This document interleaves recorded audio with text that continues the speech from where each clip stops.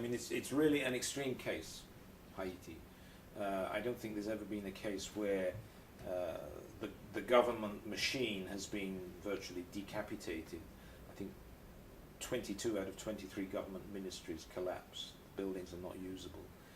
And because of the time of the day when it took place, a lot of senior staff were still in their offices and were unfortunately killed. So the government really lost its capacity in an instant.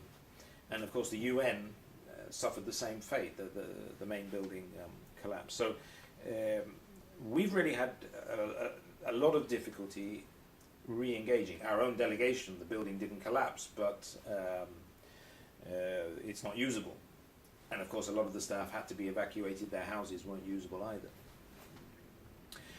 But it's today is 1 month after the quake, after the earthquake, and we've already had several missions in. We have had an early recovery mission go in and look at a 100 million euro program, which will look at budget support, infrastructure, education. We have another mission that just left, which is looking at a more medium-term program. We're looking at another 200 million, which will look at rebuilding government institutions, the whole social sectors, and also infrastructure as well. And what I've learned is you have to support the government to rebuild itself as quickly as possible. They want to be at the center and not out on the edge of decision making.